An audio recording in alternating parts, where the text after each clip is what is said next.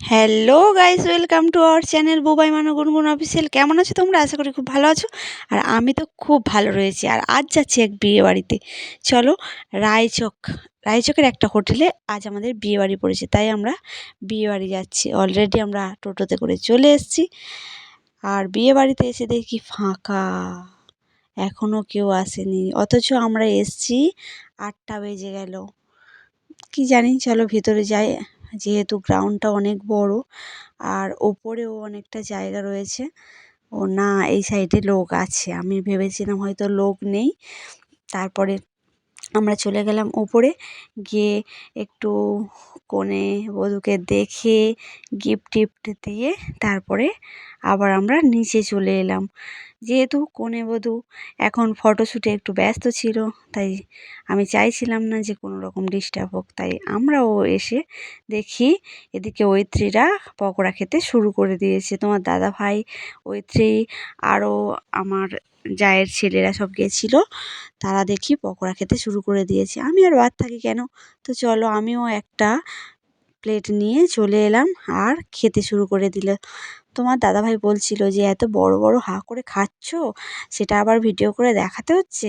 কোনো ব্যাপার না, নিন্দুকেরা তো নিন্দে করবেই, আমার কিছু যায় আসে না। তো চলো, এবারে আমি চারিদিকের ভিউটা একটু দেখানোর চেষ্টা করছিলাম, কিন্তু চারিদিকে এমনভাবে লাইটের ফোর্স পড়েছে আমার ক্যামেরা যেন খুব একটা ভালো আসছিল না। তারপরে আমরা পকোড়া খেয়ে দিয়ে ঐত্রীকে নিয়ে একটু ফটোশ্যুট করলাম ওর পাপার সাথে।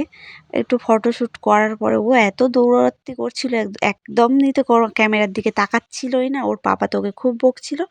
তারপরে চলো আমরা ফুচকা টুচকা খেয়ে নিলাম।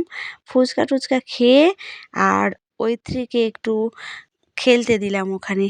যেহেতু অনেকটা বড় গ্রাউন্ড, তাই ভালো করে ঘুরিয়ে দেখাচ্ছিলাম আমরা, তাই ওর বাবা একটু ওকে খেলতে দিচ্ছিল, যে একটু খেলুক বাবা। খেলার সুযোগ পেয়ে তো এত এত দৌড়াচ্ছে, পুরো ঘেমে স্নান। ওই আজকের বেশ ভালোই ঠান্ডা পড়েছে, কিন্তু মহারানী তো এত দৌড়াতে করেছে, ঠান্ডা ওর মনেই হচ্ছে না। তারপরে মহারানী দৌড়েও এসে কফি খেলো, আমরাও একটু কফি টফি খেয়ে নিলাম।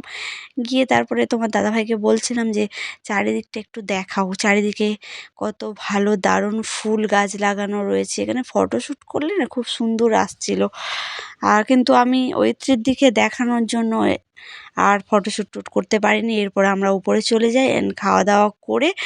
আর তাড়াতাড়ি যেহেতু অনেকটা রাস্তা, তাই ফিরেও আসতে হবে, তাই আমরা তাড়াতাড়ি ফিরেও এসেছিলাম। আর চারিদিকটা তোমাদেরও একটু ঘুরিয়ে দেখালাম। ভিডিওটা ভালো লাগলে like, comment, share and subscribe করে দিও। আর কমেন্ট করতেও ভুলো না কিন্তু।